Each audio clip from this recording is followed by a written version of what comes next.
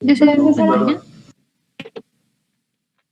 Profesores, me comentó mi compañero Christopher que se le cayó el internet.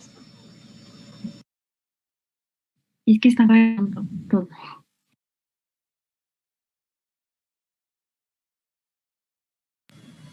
¿Ahorita te escribió? Sí, profesora, me acaba de mandar un mensaje que no tiene internet. ¿Es de su equipo?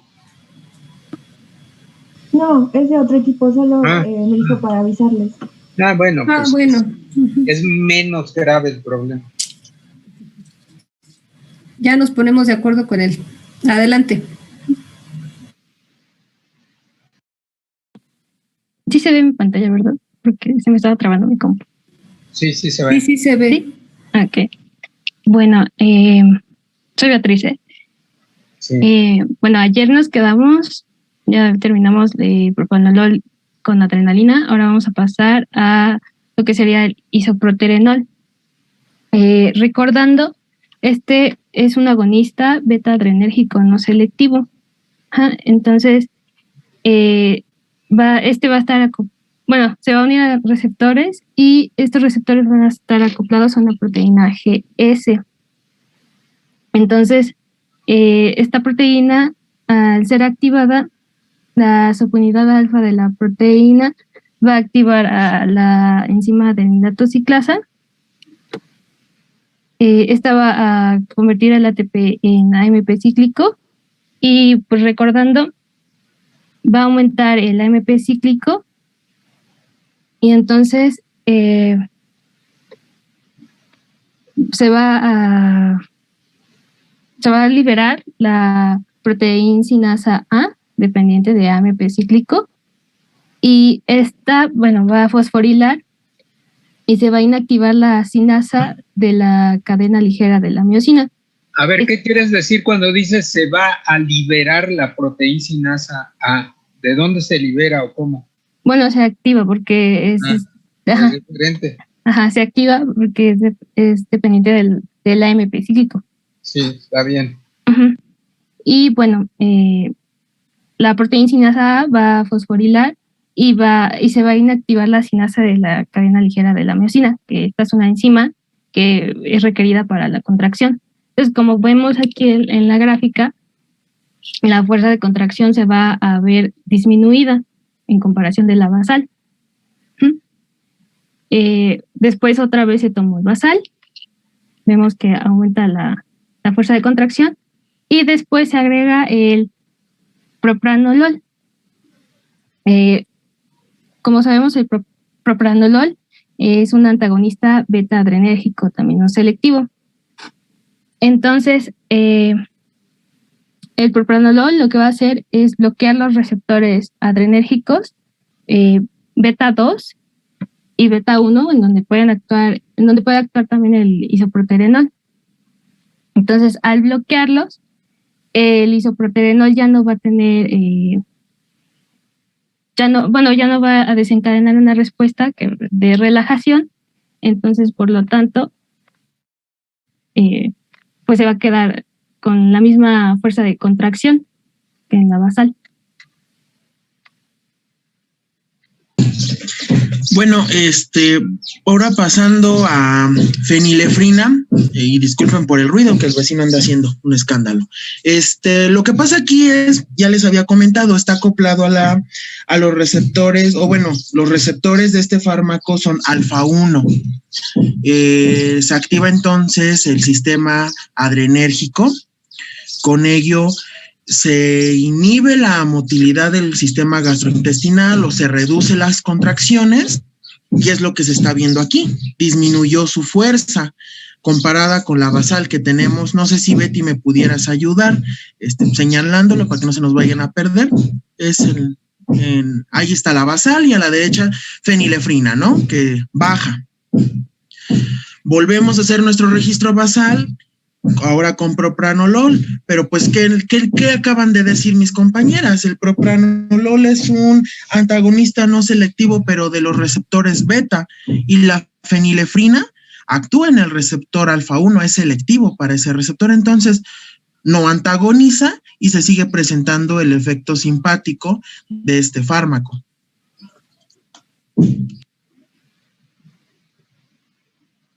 Bueno, y soy Nancy. Ahora hablando acerca de la barra correspondiente a la acetilcolina. Bueno, sabemos que los receptores para acetilcolina en el músculo liso son los M3. Estos van a activar a la proteína GQ, la cual va a promover el desplazamiento de la subunidad alfa. Esta subunidad alfa se va a unir a la fosfolipasa C. La fosfolipasa C toma a PIP2, que es fosfatidilmositol-bifosfato del sarcolema, y posteriormente va a producir diacilglicerol e inositol-trifosfato. El inositol-trifosfato viaja hasta el retículo sarcoplásmico y se une a los canales de calcio dependientes de IP3. Esto va a promover la liberación de calcio. Y bueno, 4 iones calcio se necesitan para activar a la calmodulina. El complejo calcio-calmodulina se une a la miosina sinasa de cadena ligera, produciendo su activación. Una vez activa, la miosina sinasa de la cadena ligera va a fosforilar cada una de las cabezas de la miosina, pasando de ese estado inactivo a activo. Cuando están en estado inactivo, estas miosinas ya se pueden unir a los filamentos delgados y producir la contracción muscular. Ahora, hablando acerca de la siguiente barra, que corresponde a la atropina. Bueno, sabemos que la atropina es un antagonista competitivo por los receptores M3 de la acetilcolina. Este fármaco se va a unir a los receptores M3 y va a impedir la unión de la acetilcolina. Y por eso observamos una disminución en la fuerza de contracción.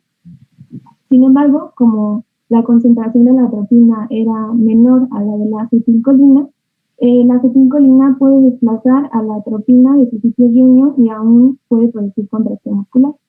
Por eso observamos que disminuye, pero no llega a límites muy, muy bajos.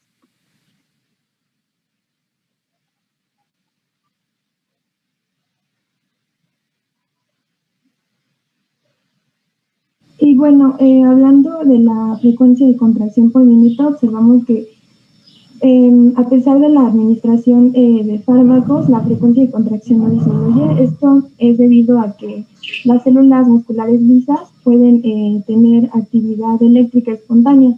Esto se debe a las corrientes marcapasos.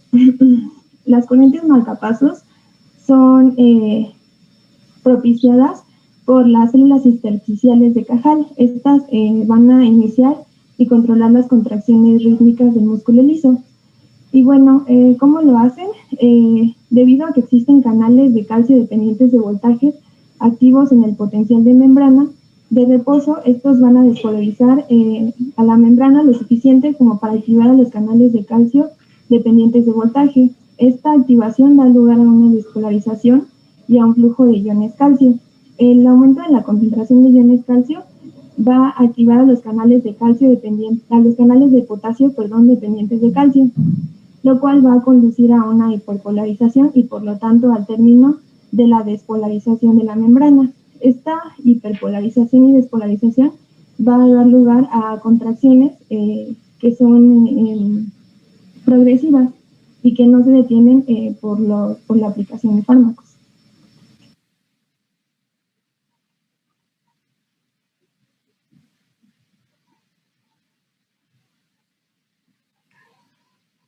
Antes de que pasen a conclusiones, ¿puede regresar a su gráfica? ¿Y qué pasó con los fármacos? Por lo menos hay 1, 2, 3 que disminuyeron o parece que disminuyeron la frecuencia. Y yo alcanzo a ver que ustedes hicieron un experimento adicional que era fenilefrina con prazosina. Ese experimento, ¿por qué no están sus gráficas?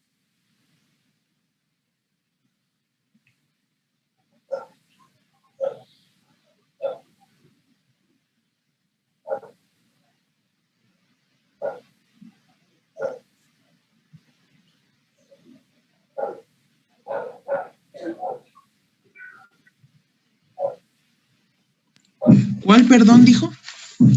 Prazosina con fenilefrina. Es que nos guiamos con lo de la tabla, se nos olvidó que lo habían dicho en clase y no lo pusimos. ¿Alguno de ¿Los los demás otros equipos equipos? hicieron ese experimento? Bueno, lo hicimos en la Ajá. sesión. Sí, por eso, pero en la gráfica, en los demás en sus gráficas aparece ese experimento o les pasó lo mismo que al equipo 2.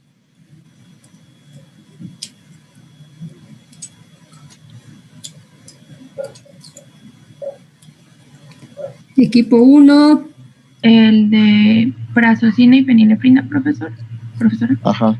¿Lo adicionaron a sus Sí. gráficas o no? Sí, sí, los Ustedes sí tienen ese experimento. Sí. Los demás equipos, equipo 3, Sí, profesora, el 3 también lo tiene. 4,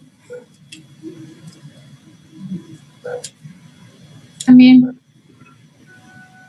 5,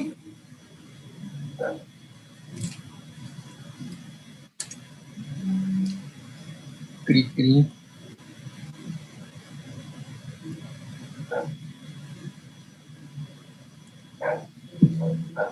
¿no hay nadie del 5?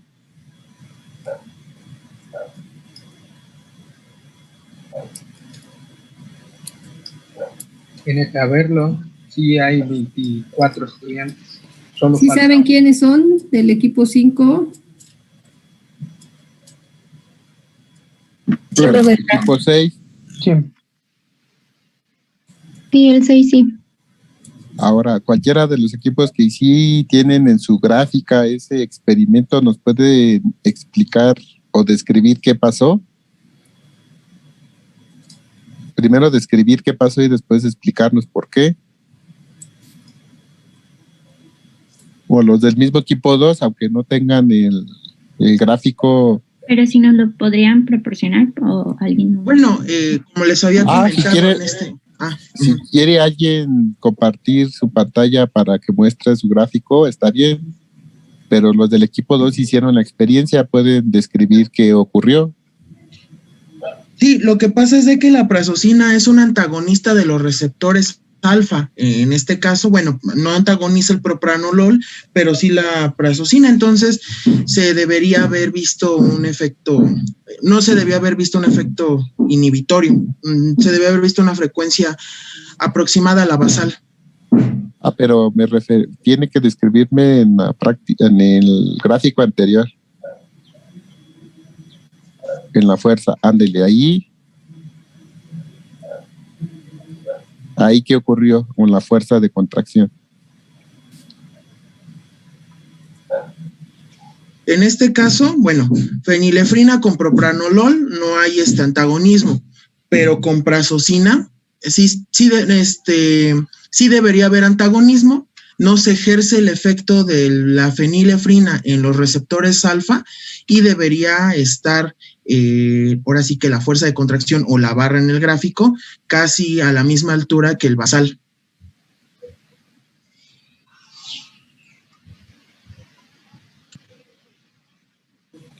¿Sí les dio así a los demás equipos?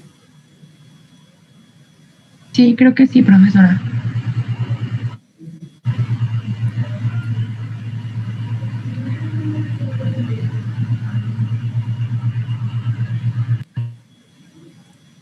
O sea, pusieron prazosina y después pusieron fenilefrina y la fuerza de contracción se parecía a la basal. ¿A todos les dio lo mismo? Profesor.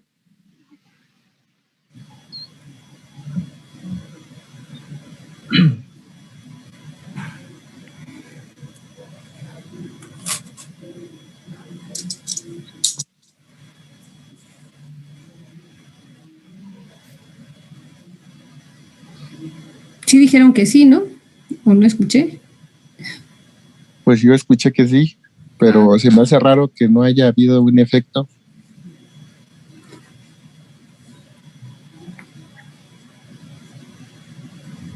Bueno,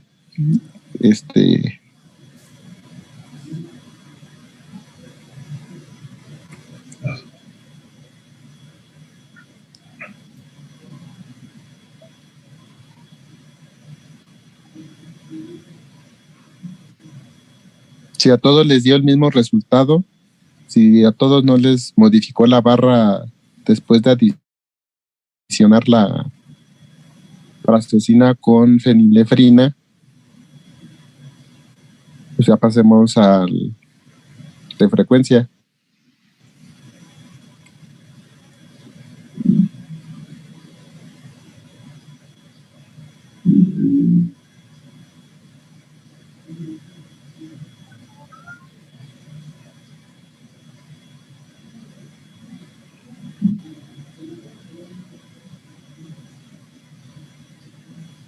¿Ahí qué querías que explicaran?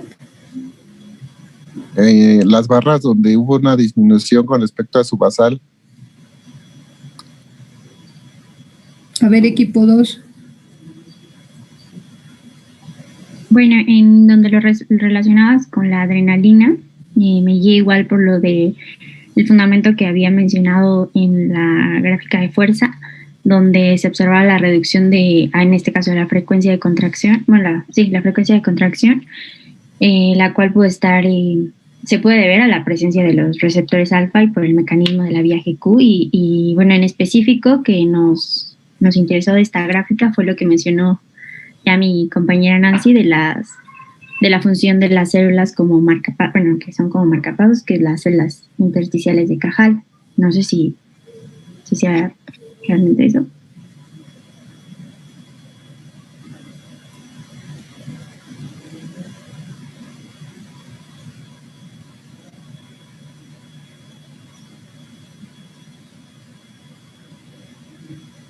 Y en el caso de propranolol, fenilefrina, acetina y atropina con acetilcolina. En el de fenilefrina, pues igual como disminuye la frecuencia, la motilidad, pudo haber habido una disminución, como se observa en el gráfico, de la frecuencia. Disminuye la motilidad, disminuye la frecuencia con la que se están presentando las contracciones.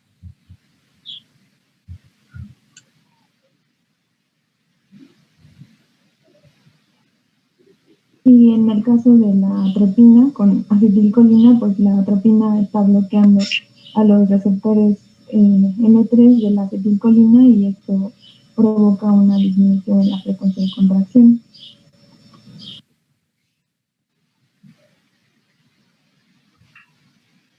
Y en el caso de la acetilcolina sola,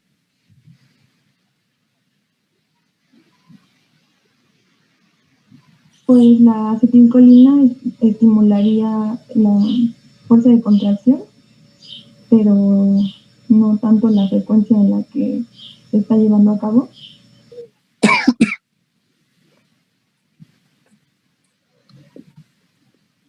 Yo casi no escuché a Nancy.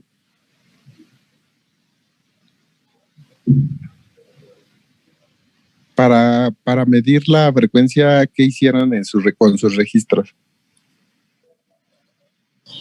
Contamos la cantidad de contracciones que se daban por minuto. Ajá, cuando administran la acetilcolina y cuando administran la adrenalina, en el primer caso con la adrenalina, pues la respuesta de contracción se disminuye y casi parece una línea recta, ya no hay picos, o sea, se abate la respuesta. En el caso de la acetilcolina, cuando la administran, igual la respuesta de contracción aumenta y se ve igual con la fuerza de contracción aumentada una línea recta también. Entonces no se observa no se puede o se dificulta contar el número de ondas por minuto. No sé si esto les haya pasado. porque tienen valores de frecuencia de 30 aproximadamente, ¿no? 30 31. contracciones por minuto. O por lo menos en el órgano aislado y vivo, eso ocurre con la adrenalina y con la acetilcolina. Se dificulta mucho contar el número de ondas, pero acá en el experimento que ustedes hicieron, sí distinguen las ondas de contracción, relajación del músculo.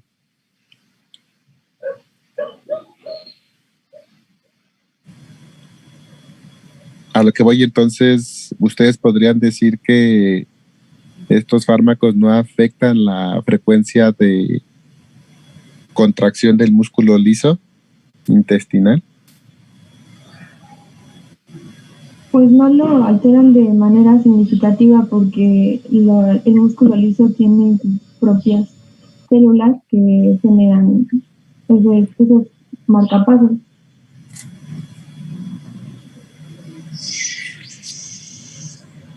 Ok, yo ya no tengo preguntas. No sé la doctora o el doctor. No, pues faltan las conclusiones.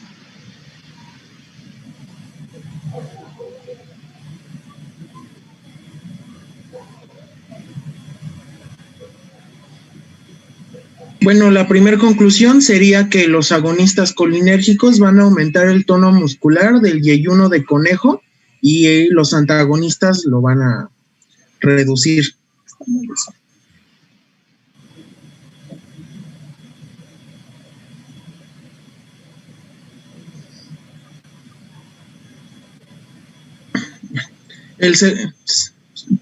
¿Se oye? ¿Se oye? Sí. Bueno, el segundo, no se produjo modificación en el tono para fármacos agonistas y antagonistas adrenérgicos. Los agonistas adrenérgicos reducen la fuerza de contracción. Los antagonistas adrenérgicos mantuvieron la fuerza de contracción basal en presencia de agonistas. Los agonistas colinérgicos aumentan la fuerza de contracción y los antagonistas la reducen. Y no se produjo diferencia en la frecuencia de contracciones para ningún tratamiento con agonistas y antagonistas colinérgicos y adrenérgicos.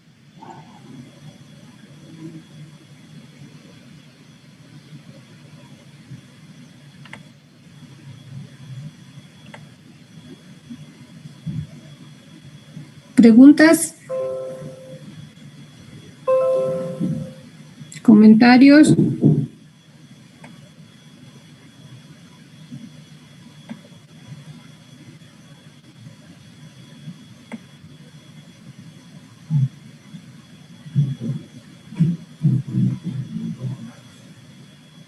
No, no hay preguntas. ¿Sí me escuchan? No escucha, profesora. Por el momento creo que no, profesora. Profesores, comentarios, preguntas. Yo no. Yo tampoco. Bueno, entonces con esto terminamos el seminario y entonces vamos a continuar con la clase.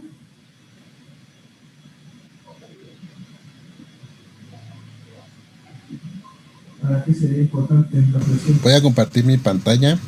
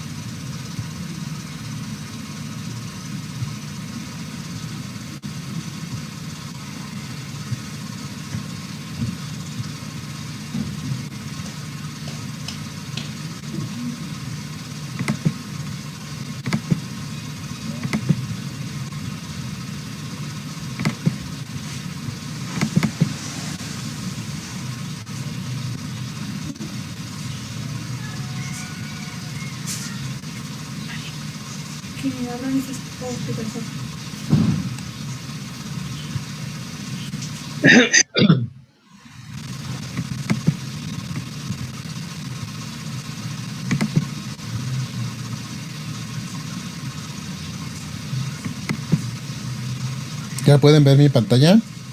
Not yet. No, no prefiero. ¿Todavía no? No. No.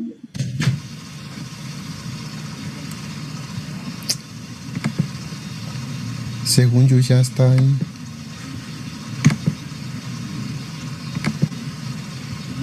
Ya. Ya va a empezar. Ahora. Ya. Les había mencionado ayer de trastornos de ansiedad y según la clasificación del DSM-5, pues revisé la clasificación y como nos había mencionado el doctor, el TOC, los trastornos obsesivo-compulsivos no están clasificados ya como trastornos de ansiedad. Y bueno, como les mencioné en su momento, aquí les puse algunos ejemplos de los trastornos de ansiedad que se presentan o que son comunes a la población. Y en esta diapositiva les muestro los que están catalogados como trastornos de ansiedad según el DSM-5. Y bueno, están, además de los que les presenté en la diapositiva, están la fobia social, por ejemplo, y el selectivo. Estos dos no están en la diapositiva que les presenté, pero también se consideran como trastornos de ansiedad. ¿Vale? Y bueno, como ven, pues no está el TOC.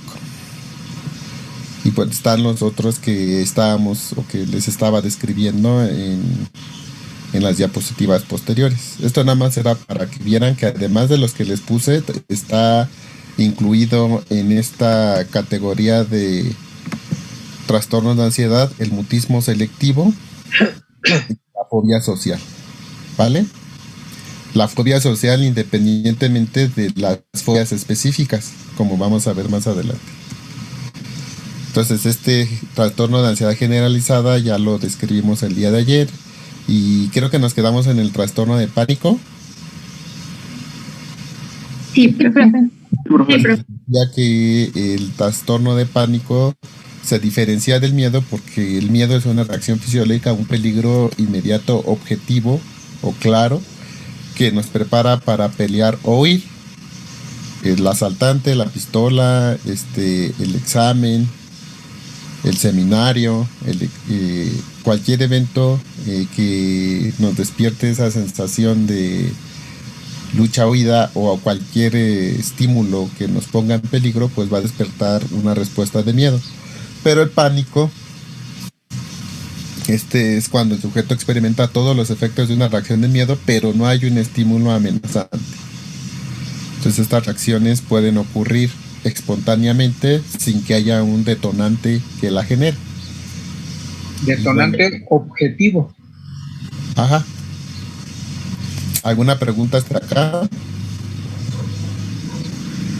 Bueno, entonces el trastorno de estrés postraumático.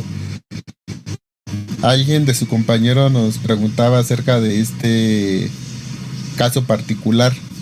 En el caso del trastorno por estrés postraumático, se caracteriza porque es una serie de síntomas que siguen a una experiencia directa, observación o conocimiento de sucesos extremadamente traumáticos. Por ejemplo, ocurrencia o amenazas de muerte, lesiones graves o amenaza de integridad propia o hacia una persona ajena. Cuando secuestran a una persona y cuando a esa persona secuestrada le mutilan una parte de su cuerpo para pedir el rescate, o sea, ese sujeto que se encuentra en esa situación es susceptible a poder presentar el trastorno de estrés postraumático. Entonces, este evento a la que la persona respondió con miedo, impotencia u horror intenso se le conoce como un trastorno de estrés postraumático. Pero vean, cuando ocurre esto, un sujeto puede tener este trastorno de ansiedad Una vez que ya sobrevivió al evento, al que les acabo de mencionar, con estas características de estímulo, de respuesta y de duración, este sujeto vuelve a experimentar vívidamente y de forma frecuente, después de este evento traumático, las mismas emociones, las mismas reacciones que cuando estaba en esta situación traumática. Y la desencadenan estímulos, desencadenar estímulos que en el momento son inocuos, pero que esta persona asocia con el evento y esto le evoca toda la respuesta que sintió en el evento que les acabo de mencionar. Entonces una persona con estrés postraumático pues revive o reexperimenta persistentemente todas las emociones una vez que ya pasó el evento. Y esto ocurre con estímulos inocuos que están asociados a lo que le ocurrió en ese momento. Por ejemplo, si de repente le llega el olor a un perfume y ese olor estaba en el momento de que fue secuestrado, pues ese olor le puede generar toda la respuesta que sintió. ¿Sí me di a entender? ¿Sí me expliqué? Además de que la reexperimentación persistente de estos pacientes, también el sujeto busca la evitación de los estímulos que están asociados al trauma. O sea, la evitación de, por ejemplo, estar en un cuarto cerrado o que le venden los ojos, son estímulos que convencionalmente pues no tendrían que generar ningún problema, pero en un sujeto que sufrió una situación traumática, pues estos estímulos, estas acciones, pues no las permite o huye de ellas porque le evocan toda la respuesta. También hay una disminución de la capacidad general de reacción. Esto significa que el sujeto, cuando sufre esta evocación de toda la sensación, pues queda inhibido, no puede, siente todas las emociones al respecto del evento traumático, pero no puede no puede accionar, se queda inmóvil, vaya, viviendo y sintiendo todo lo que pasó, pero sin poder reaccionar cuando ocurre este ataque de reevocación de los sentimientos o de las emociones que transcurrieron cuando estaba en el evento traumático. Y bueno, también estos sujetos llegan a tener activación aumentada o ataques de ira cuando vuelven a evocar o son muy susceptibles a ataques de ira cuando tienen este tipo de trastorno de ansiedad. Pues son personas muy iracundas. Y yo les puse el ejemplo del secuestro, pero pudo haber sido pues ahora en el temblor de la Ciudad de México, que se le haya caído el edificio a alguien, pues eso genera puede ser un detonante de un trastorno por estrés postraumático. ¿Sale? Entonces estas son las características de este tipo de ansiedad por estrés postraumático. Aquí la patología está en que el sujeto reexperimenta y vuelve a sentir todas las emociones de un evento traumático, aún sin el evento y con estímulos que le pueden desencadenar. Y entonces son situaciones difíciles para estos sujetos, para estos pacientes, porque los pueden experimentar en su lugar de trabajo y de repente sentir por algún estímulo, como les menciono, relacionado con el evento traumático, e inmediatamente se desmonta toda la respuesta de ansiedad y pues es discapacitante. ¿Alguien de ustedes tiene o conoce a alguien que tenga trastorno de estrés postraumático? Espero que no. Estas personas que se saltaron de los edificios cuando sonó la alarma sísmica después de los sismos, pues es una reacción exagerada, una activación aumentada. Y entonces, imagínense qué tan intensa es la respuesta ante estos estímulos después de un evento traumático. Por ejemplo, las mujeres que son violadas también, por lo general, experimentan trastornos de estrés postraumáticos ante estímulos que están asociados al evento traumático de la violación. Otro trastorno de ansiedad es la trastorno de ansiedad por separación. Este es uno de los más comunes y la mayoría de ustedes lo ha sentido. Este trastorno es una ansiedad intensa persistente relativos al hecho de tener que separarse de una persona. Cuando están muy enamorados o llevan un tiempo suficiente con su pareja y de repente su pareja los abandona o los deja, pues esta sensación que sienten pues es el trastorno de ansiedad por separación. Esta separación de una persona con la que siente un vínculo estrecho, por ejemplo, decía su pareja, o cuando se van de viaje a otro país su pareja o sus padres. Entonces este trastorno de ansiedad por separación es muy común. Los principales síntomas de estas personas es que tienen una alta preocupación, malestar psicológico, de abandono, soledad, no quieren estar solos, buscan siempre la presencia de alguien y también rechazo al desplazamiento. Esto significa que dejan de ir a la escuela, dejan de ir a hacer sus actividades cotidianas por esta ansiedad que sienten, por este dolor de la separación. Incluso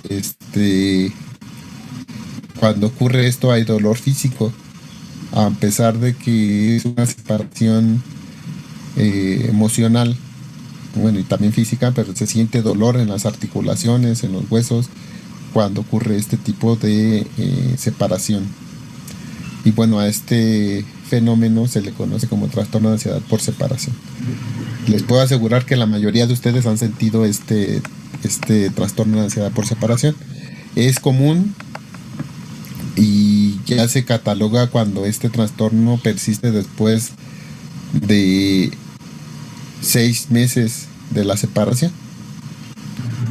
Profe, y por ejemplo, ¿aquí entraría también cuando los niños son abandonados por sus padres? Sí, de hecho cuando los niños pierden a sus padres ocurre esto, o al revés, cuando un padre pierde a sus hijos. Ahora este trastorno de ansiedad por separación es muy común, por ejemplo, para los pacientes que tienen COVID y que los llevan al hospital y ya no los vuelven a ver o fallecen, y pues ese sentimiento, este trastorno de ansiedad está siendo muy común en este momento por la pandemia de COVID.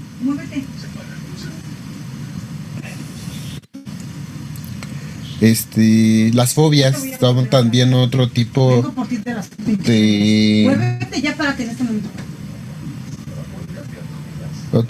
de ansiedad.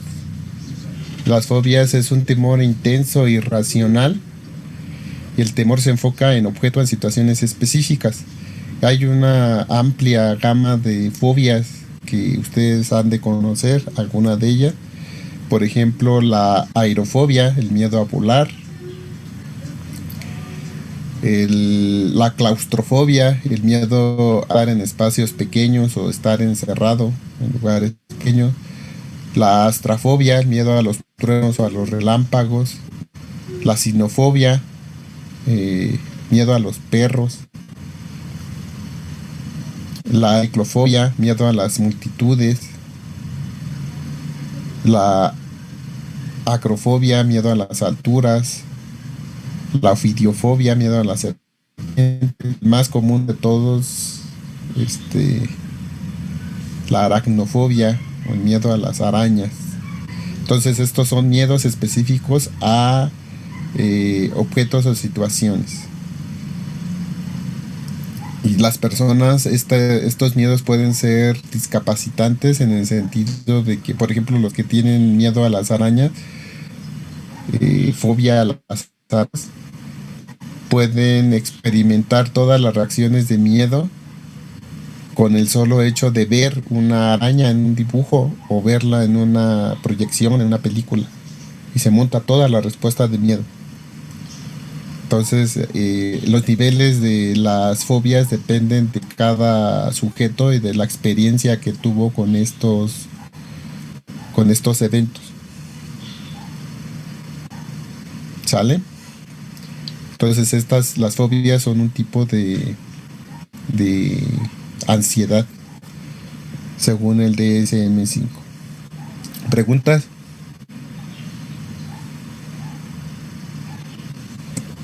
No, profe.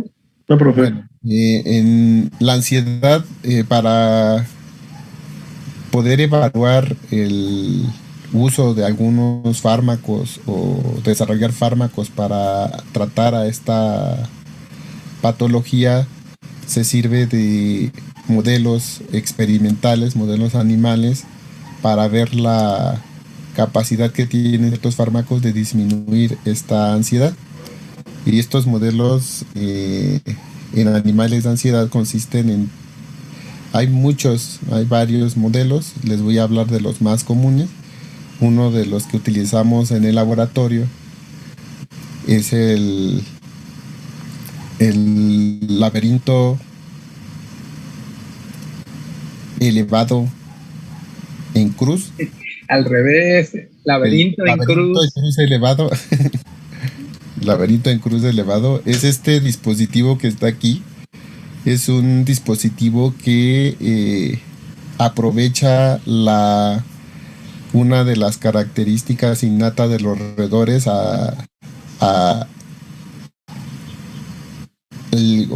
una de las características innatas de los roedores, que es el miedo a los espacios abiertos.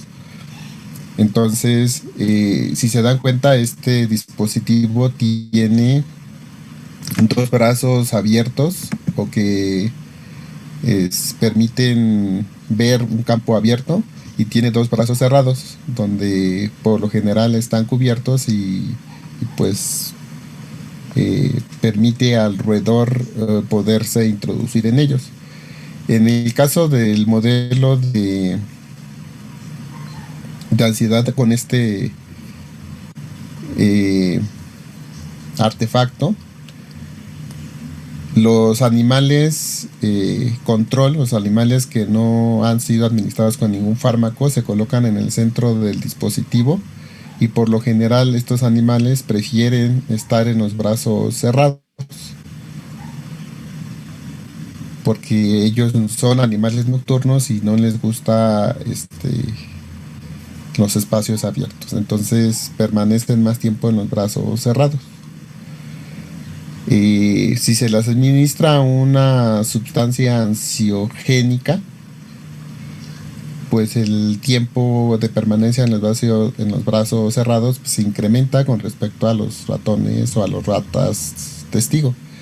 Pero si se les administra un fármaco ansiolítico, el tiempo de permanencia en los brazos cerrados disminuye y el tiempo de permanencia en los brazos abiertos aumenta, porque disminuye su miedo, su ansiedad a los espacios abiertos. Entonces este modelo va a medir los tiempos en brazos abiertos y brazos cerrados. Cuando un fármaco induce ansiolisis o es un ansiolítico, va a provocar que el ratón o el roedor permanezca más tiempo en los brazos abiertos porque no tiene miedo o disminuye su miedo al campo abierto. ¿Sí? Entre otras características, además del tiempo en brazos abiertos y brazos cerrados, también se mide el número de cruces que sigue el roedor en el laberinto, ya sea hacia los brazos abiertos o hacia los brazos cerrados. Y eso también se considera para evaluar a los fármacos ansiolíticos. Otro modelo experimental para medir ansiedad en animales es el modelo donde al animal se coloca una caja oscura y tiene acceso a una caja iluminada o abierta. Entonces en este experimento igual se mide el tiempo que el ratón permanece en el lado iluminado con respecto al tiempo que transcurre o que permanece en el lado oscuro. Entonces igual que en el laberinto en cruz elevado, se mide estos tiempos de permanencia en cualquiera de los lados. Un fármaco ansiolítico o que disminuye la ansiedad que va a producir en estos ratones.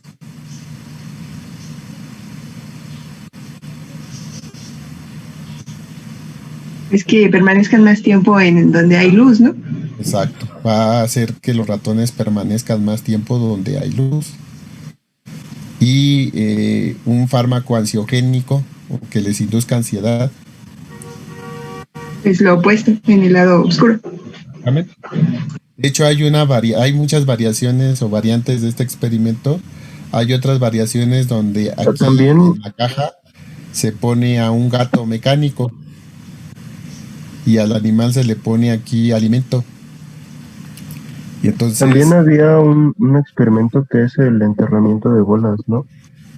A ver, no te escucho, ¿puedes acercarte al micrófono?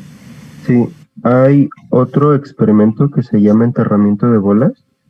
Sí, ¿no? Que los ratones les da ansiedad ver objetos más pequeños que ellos y por eso las entierran debajo de la sí, de hecho, sí, ese modelo de enterramiento defensivo con canicas lo usamos en el laboratorio o lo usábamos en el laboratorio de farmacología para evaluar fármacos ansiolíticos.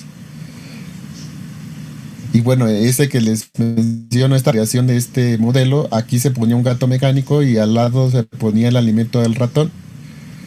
Y un ratón control, pues al ver al gato, pues tiene menos intentos de acercarse a la comida por la presencia del estímulo adverso, que en el caso sería el gato. Y cuando se le administra, pues disminuye su ansiedad por el estímulo aversivo, que en este caso es el gato, y pues aumenta el número de veces que se acerca al alimento y de esa forma se evalúa el efecto ansiolítico. Si puedo les voy a conseguir el video y se los voy a pasar en Classroom para que vean ese experimento de cómo el gato mecánico se mueve cuando el ratón se quiere acercar. Es muy bonito ese experimento. Y bueno, y el que acaba de decir tu compañero, ¿cómo te llamas? El enterramiento vivo es una variante del CAS que se colocan en una caja con acerrín y las canicas predisponen a la rata o al ratón a que es un estímulo nocivo para ellos y las entierran y se cuentan el número de canicas enterradas y en ratones testigo con respecto a ratones administrados con un fármaco ansiolítico o con un fármaco ansiogénico. Es una variable de este modelo de enterramiento defensivo. Aquí al ratón se le pone un electrodo que le da una descarga eléctrica en su espacio vital. Igual tienen una caja con acerrín y el ratón cuando entra en contacto con el electrodo y le da la descarga, es una descarga eléctrica que tolera el animal, pero que sea suficiente para que considere al estímulo como nocivo, el ratón empieza a aventar o a enterrar el electrodo. Y bueno, en esta prueba se mide la altura del montículo de acerrín que se forma cuando el ratón o el roedor entierra el electrodo. Se le y de llama esta forma PINA. se mide la respuesta ansiolítica. ¿Sale? Este y el de las Maestro, canicas son de ahí los también se modelos que puede comprobar si utilizamos. hay efectos antidepresivos. Perdón, no te escucho. No te escuché. También se puede comprobar si hay efectos antidepresivos. Con este modelo, método, no. Hay uno que se llama prueba de nado forzado. Hay Y ese lo otros, vamos sí. a ver cuando veamos antidepresivos. Ahí vamos a ver esas pruebas. Es uno de los modelos que se utiliza para medir el efecto de los antidepresivos. Forzado. Pero eso lo vamos a ver en el siguiente tema. ¿Vale? Entonces estos tres modelos son modelos animales que permiten evaluar el efecto de fármacos ansiolíticos que puedan ser de utilidad para el tratamiento de la ansiedad en humanos. ¿Vale? ¿Preguntas?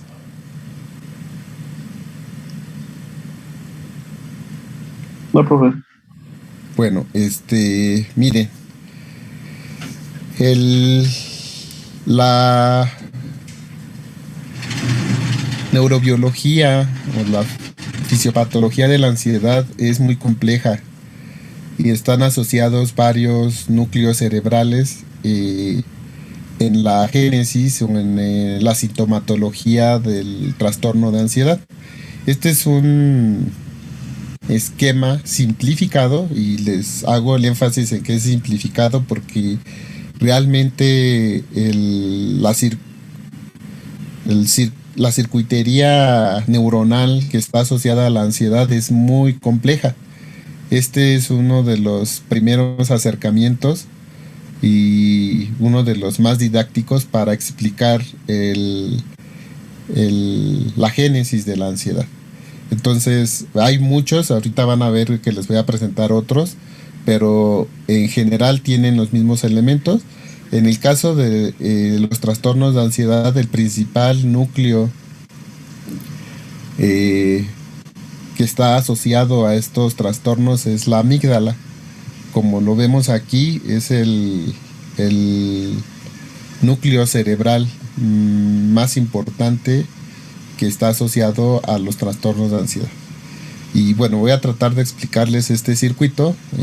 Básicamente, como les menciono, este trastorno es muy complejo e incluye varios aspectos neurofisiológicos, pero pues con espero que les quede un poquito más claro cómo está desarrollándose la ansiedad en los sujetos ansiosos. Mire, por lo general, como les menciono, el sujeto responde a estímulos sensoriales y en un sujeto ansioso estos estímulos sensoriales son suficientes para generar una respuesta de ansiedad muy intensa. En un sujeto sano, los estímulos o todas las aferencias sensoriales del medio son filtrados en el tálamo. El tálamo es el filtro de todos estos estímulos que recibimos en todo momento durante todo el día. Entonces todos los estímulos que llegan al tálamo son filtrados y algunos de ellos, o los más importantes o los más significativos para la supervivencia, llegan a la amígdala. La amígdala es el órgano que responde de forma inmediata a estos estímulos. Se conoce también como el cerebro primitivo o el cerebro reptiliano. Entonces, cuando estos estímulos llegan a la amígdala va a responder activando varios centros neuronales.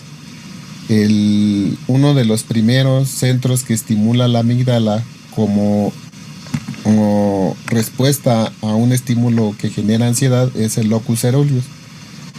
Entonces, una vez que se filtra el estímulo y estimula la amígdala manda proyecciones hacia el locus coeruleus y se presenta la señal de alerta. También la amígdala estimula al hipotálamo, y en el hipotálamo lateral activa la división simpática, y en el hipotálamo paraventricular se estimula y se monta una respuesta endocrina. En la respuesta endocrina está asociada a la secreción de cortisol, que es la principal hormona del estrés. Y también la amígdala estimula la sustancia gris periacueductal. Esta sustancia gris periacueductal es un núcleo donde se montan las reacciones de lucha o de escape, y también es el núcleo donde se procesa la conducta de freezing o de congelamiento. Entonces, cuando un estímulo aversivo se filtra por el tálamo y llega a la amígdala, se despierta toda esta respuesta. Y esto es lo que genera las respuestas a la ansiedad que acabamos de revisar. En un sujeto ansioso, este circuito está sobreestimulado, o se estimula con estímulos que en un sujeto sano no ocurriría. Profesor. Además de que la amígdala responde de esta forma y genera estas respuestas, también la amígdala tiene núcleos que la modulan. Y uno de ellos es el hipocampo. También la amígdala, cuando se activa, proyecta hacia el hipocampo, y en el hipocampo hay estructuras y circuitos que van a asociar o relacionar este estímulo con experiencias previas, y le va a dar la oportunidad a estos núcleos septales, se llaman, de poder retroalimentar a esta respuesta, echando mano de las memorias y de las experiencias pasadas con respecto a ese estímulo, y va a retroalimentar a la amígdala. Entonces, si se dan cuenta, una vez que la amígdala estimula al hipocampo y el hipocampo asocia la información que está recibiendo con eventos pasados o con experiencias aprendidas, entonces estos núcleos septales responden o retroalimentan a la amígdala, y lo pueden hacer de dos formas. Uno es inhibiéndola o apagándola para que se desmonte toda la respuesta de alerta que se observa, u otro sería estimulándola y reafirmando o confirmando la respuesta de ansiedad. En un sujeto ansioso, estos núcleos septales están hiperactivados, y entonces no frenan a la amígdala, a pesar de que saben que el estímulo que están recibiendo es inocuo, o ya lo han recibido y ya han evaluado en el núcleo septal que no es nocivo, y a pesar de ello el núcleo no puede o no es capaz de inhibir a la amígdala, y la respuesta se queda montada. Todas estas respuestas. Valentín. ¿Alguien iba a preguntar? ¿Alguien te quiere preguntar? Ajá, sí. Adelante. Es que no escucho, háblenme fuerte. Ok. Es que quería... No, de verdad, no se los mencioné, pero tengo problemas de audición. Entonces necesito que me hablen fuerte para que los pueda escuchar. Además de que... La amígdala. Entonces, por favor, adelante con la pregunta. Sí, es que mencionó que en el hipotálamo, en la respuesta paraventricular, se da la respuesta endocrina, pero no sé qué se secretaba. No sé si puede decirme. No te escuché. ¿Puedes hablar más fuerte? Mencionó que se secretaba, que estaba relacionada con la respuesta del cortisol, que era la principal hormona del estrés. Supongo que lo va a ampliar un poco más. Ok. El hipotálamo, gracias. Secreta CRH, y allí inicia la activación del eje hipotálamo, hipófisis, adrenal. En unas diapositivas más adelante vamos a a ver esta parte, pero aquí nada más se las estoy dando de forma general, pero sí, como nos dice el doctor, la amígdala al estimular al hipotálamo, el hipotálamo secreta el factor liberador de corticotropina y está en la hipotálamo paraventricular secreta la ACTH y la ACTH las adrenales. No, a ver, el hipotálamo paraventricular es el que secreta la CRH. La corticotrofina la secreta la hipófisis. Oh, sí. Sí, y la ACTH ya en la médula adrenal favorece la secreción de corticosteroides, en específico el cortisol, que es la hormona del estrés. Lo vamos a ver más adelante. Gracias, profe. Profesor. Sí. Es que no alcancé a escuchar bien para qué era la corteza somatosensorial prefrontal. Todavía no llego a esa. Ah, gracias. Apenas me quedé acá en el hipocampo. Recuerden que uno de los núcleos muy importantes para la memoria y el aprendizaje es el hipocampo y la corteza. Entonces, en el hipocampo y la corteza se almacenan todos los aprendizajes con respecto a las experiencias con los estímulos, y las memorias. Cuando les menciona que cuando la amígdala proyecta hacia el hipocampo y ahorita en otra diapositiva vamos a ver lo que ocurre más específicamente acá. Se compara la información recibida con la información que está en la memoria y se hace un balance de la significancia de este estímulo. Y en un sujeto sano, estos núcleos septales lo que hacen, si el estímulo es inocuo, es inhibir a la amígdala. Y ya la amígdala disminuye su activación de todos estos centros. En un sujeto ansioso con trastorno de ansiedad, aunque el estímulo sea inocuo, estos núcleos septales no pueden o está interrumpida la asa de inhibición hacia la amígdala y no se desmonta la respuesta de ansiedad que se montó originalmente ante este estímulo. Esto ocurre en los sujetos con ansiedad. Bueno, además del hipocampo, la amígdala también tiene proyecciones hacia la corteza, a la somatosensorial, a la prefrontal, a la cingulada y a la ínsula. En esta región de la corteza, asocia y de la misma forma que ocurrió en el hipocampo, evalúa y monta la respuesta con respecto al estímulo que está relacionado, asociado con el estímulo percibido. Y por lo general la corteza, su principal función es apagar o inhibir a la amígdala. Cuando ya relaciona toda la información, también aquí faltaría una flecha que asocia a los núcleos septales con la corteza o con las estructuras corticales. Y echa mano de la información que está en el hipocampo y con la información que está en la corteza, y en conjunto las dos inhiben a la amígdala y apagan la respuesta.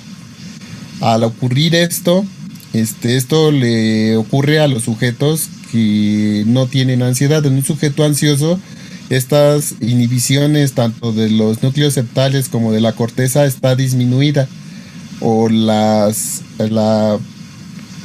circuitería inhibitoria a la amígdala no responden, y pues la respuesta de ansiedad se queda permanente en el sujeto. Bueno, también la corteza puede inhibir al tálamo para bloquear, para disminuir la afluencia de estímulos hacia la amígdala.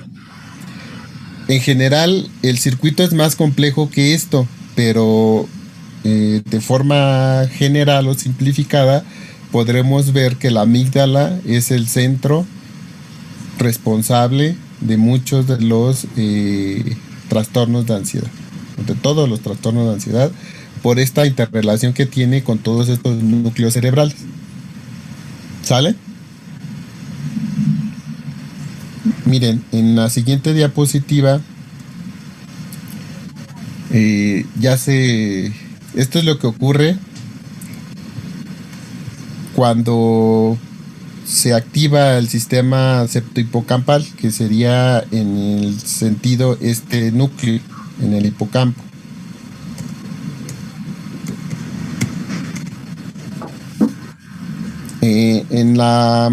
Una vez que el estímulo es procesado en la corteza, esto va a generar en la circunvolución parahipocampal la información de la situación actual del individuo y la información de los desenlaces previstos con respecto al estímulo que está recibiendo el sujeto. Esta información va a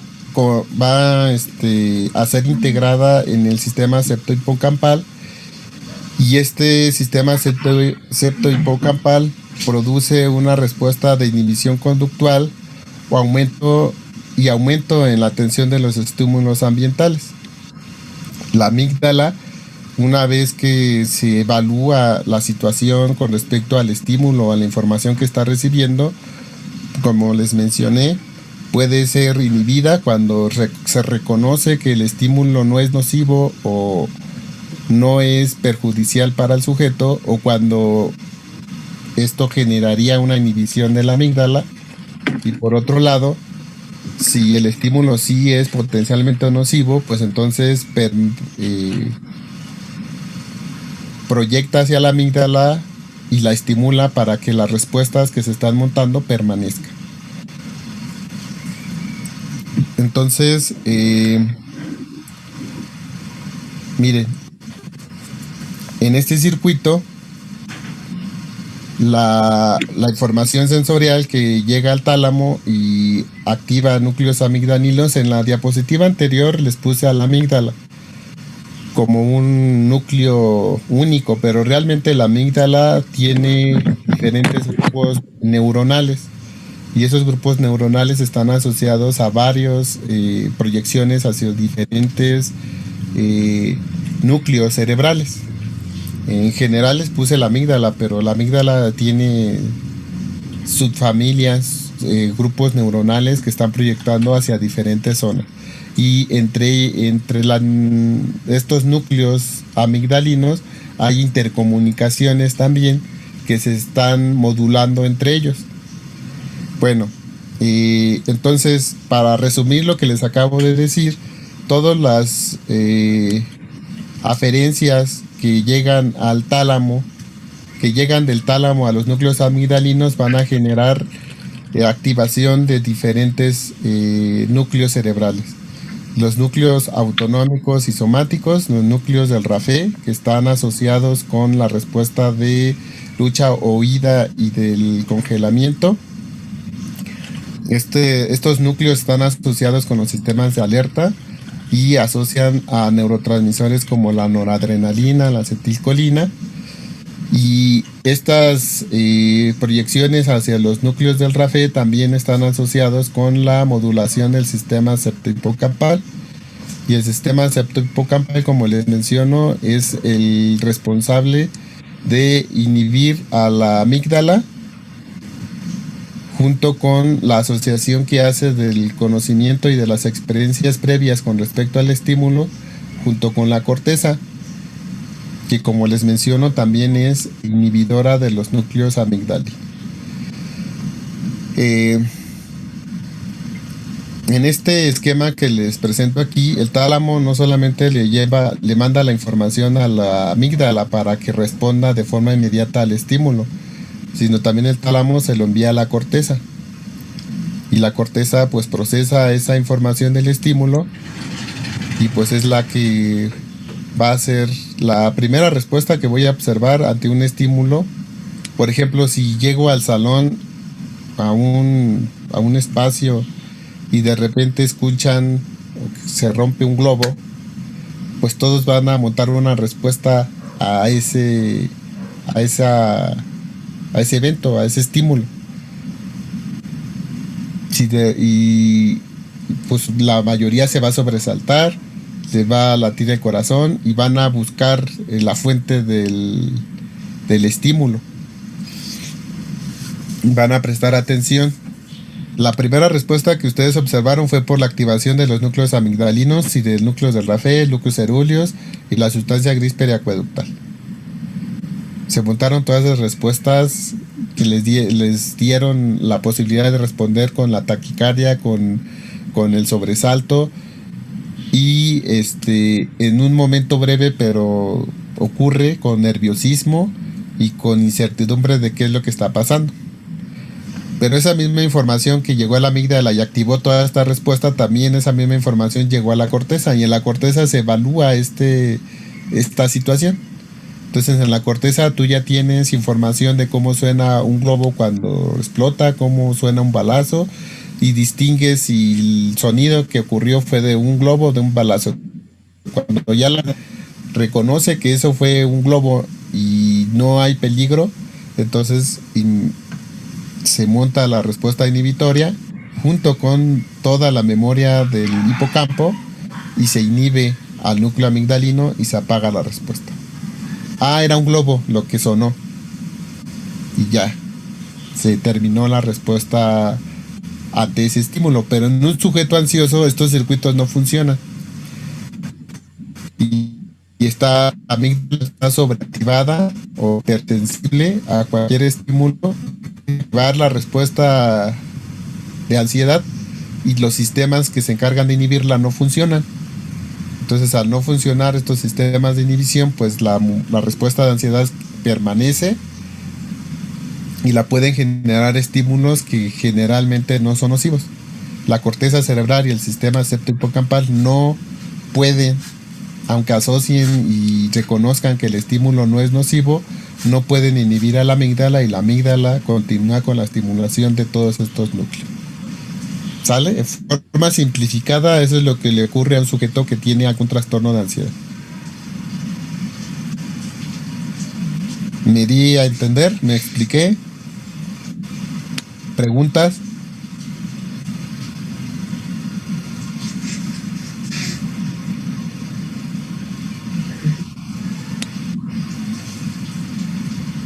Por el momento no. Por el momento no, profe. Ok. Entonces, vean. Este es otro circuito un poquito más específico de los núcleos y de la acción de los neurotransmisores implicados en la ansiedad. Vean en el caso del tálamo, que proyecta hacia la amígdala, miren, aquí en este esquema la amígdala ya presenta dos núcleos o dos grupos neuronales. La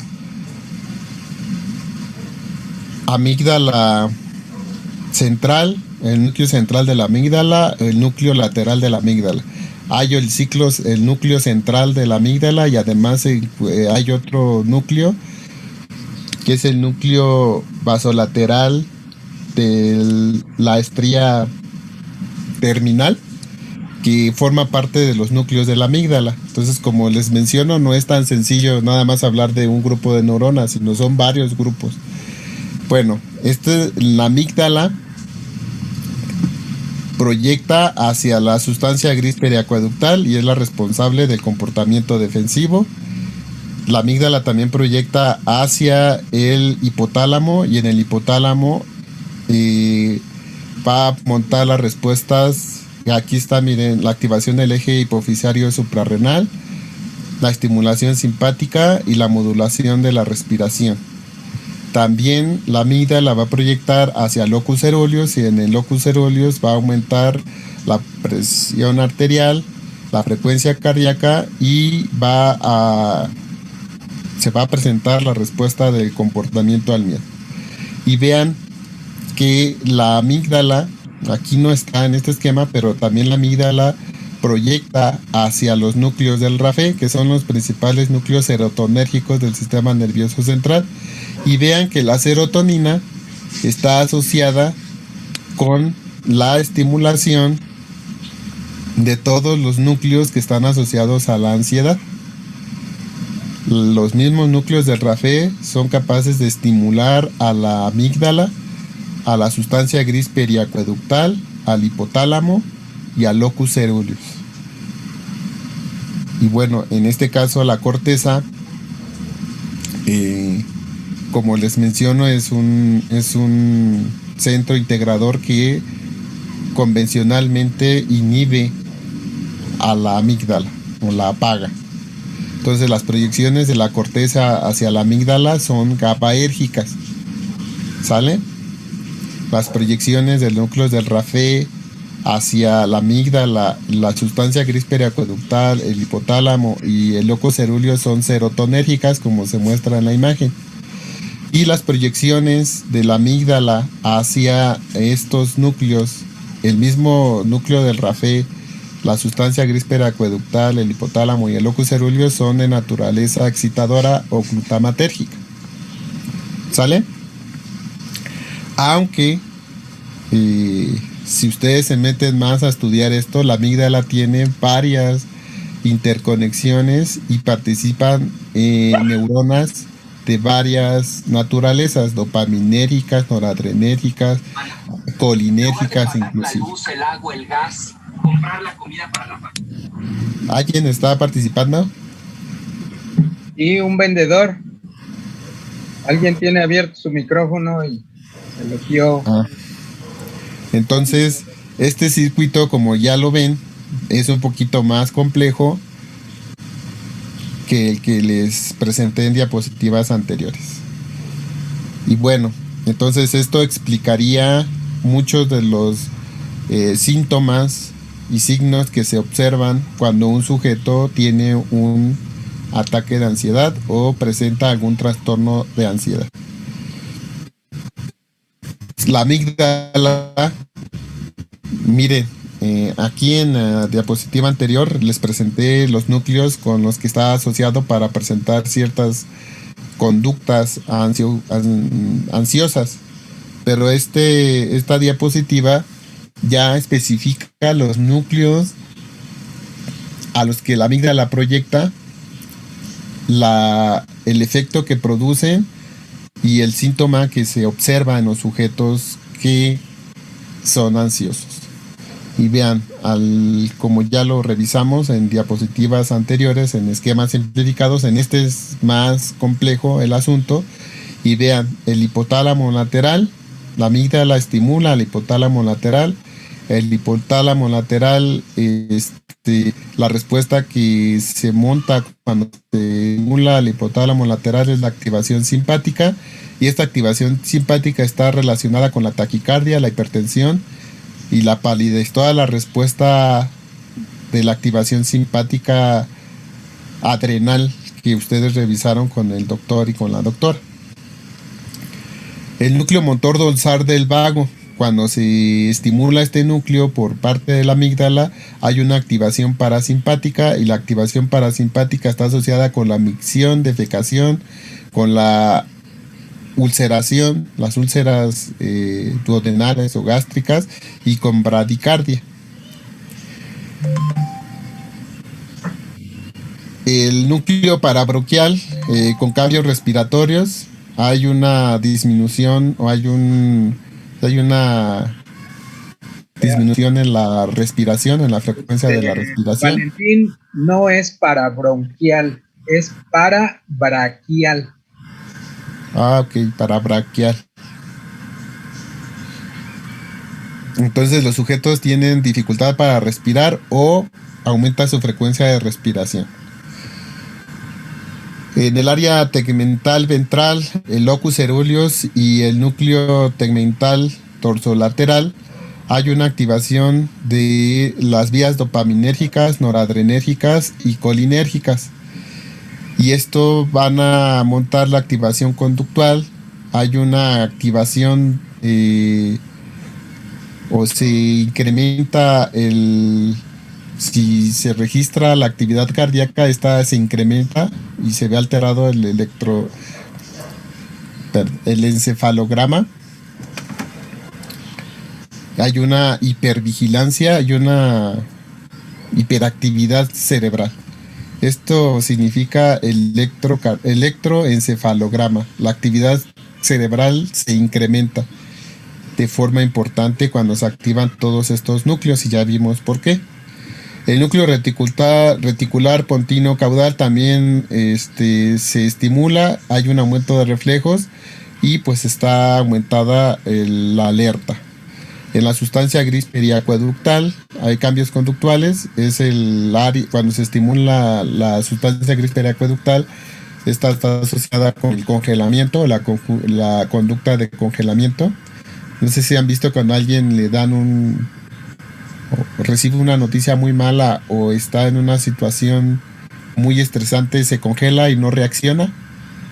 Si ve que se le está cayendo el edificio encima, se congela, y esto ocurre porque se activa la sustancia gris periacueductal y por el pánico, por el miedo, pues no puede reaccionar, y esa conducta se conoce como el freezing o congelamiento. Y esto ocurre en situaciones de pánico o de muchos trastornos ansiosos.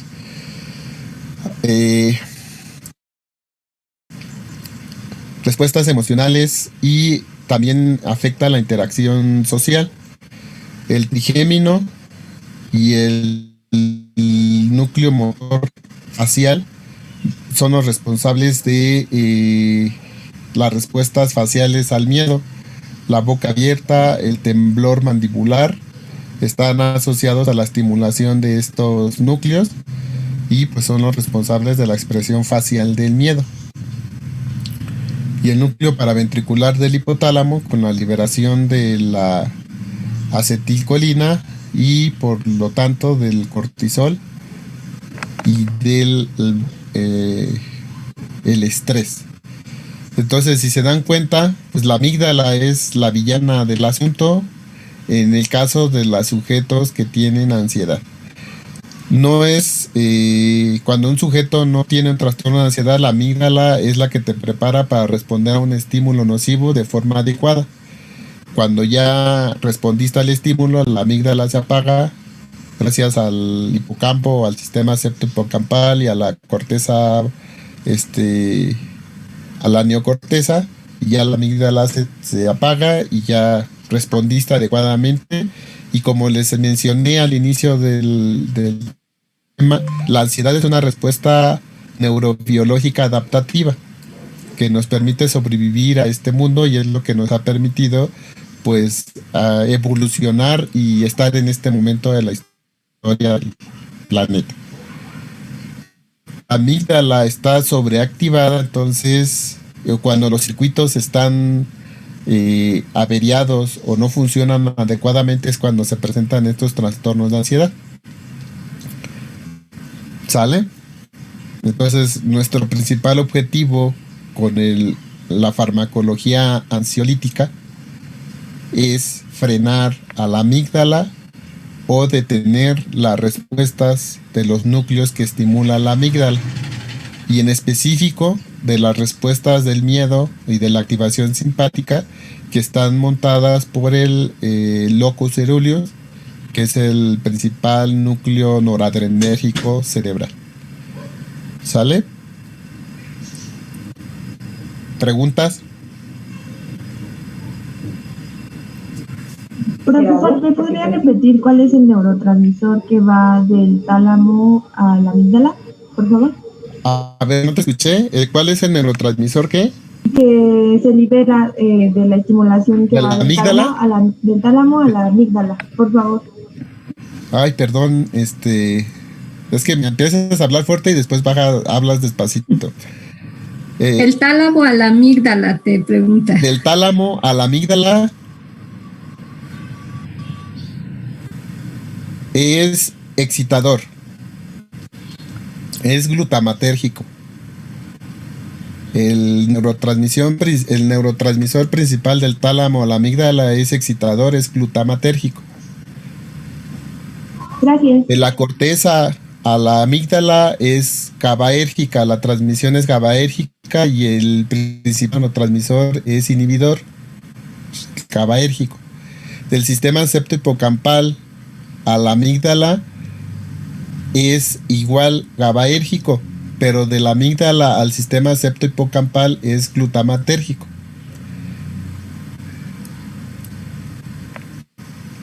Gracias.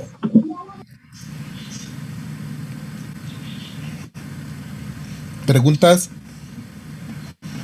Bueno, entonces, ¿cuál es la finalidad de los fármacos ansiolíticos? Pues una de ellas es apagar a la amígdala, porque no se puede apagar, no se puede inhibir a la amígdala de forma endógena, porque estos sujetos ansiosos o los sujetos con trastornos de ansiedad, pues su amígdala está hiperactiva porque la corteza prefrontal y el sistema septo-hipocampal, sus proyecciones GABAérgicas o su transmisión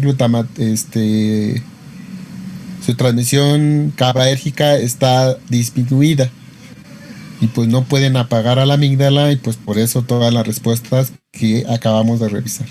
Entonces los fármacos ansiolíticos, los principales que se utilizan en la actualidad son las benzodiazepinas para trastornos de ansiedad agudos y crónicos, las arilpiperacinas,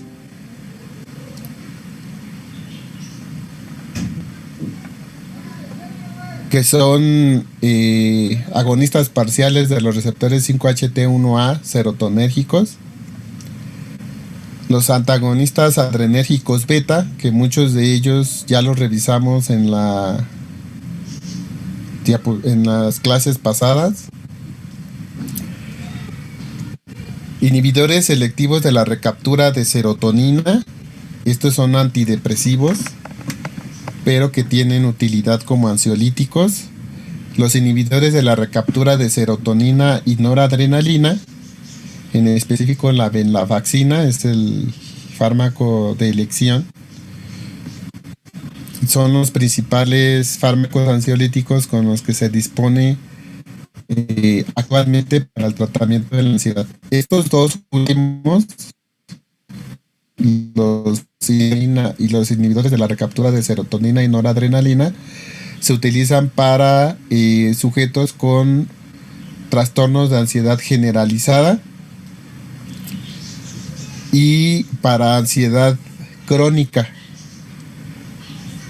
convencionalmente. Las benzodiazepinas, como les menciono, para trastornos de ansiedad agudos o ataques agudos de ansiedad, y se utilizaban para trastornos de ansiedad crónica o de larga prevalencia. Pero vamos a ver más adelante que se prefieren ahora a las arilpiperacinas, como la buspirona, en lugar de las benzodiazepinas. Y ahorita vamos a ir viendo. Entonces estos son los fármacos que vamos a revisar, las familias de fármacos que vamos a revisar para el tratamiento de la ansiedad. Profe, dijo que arilpiperacinas eran agonistas parciales de receptor 5-HT1A. Ok, gracias. Valentín. Sí. ¿Vamos a dar descanso? Sí. Entonces ahorita, ¿no? Mañana. Perdón. Son la 1:16, a la 1:30 continuamos. Bueno, entonces... Okay,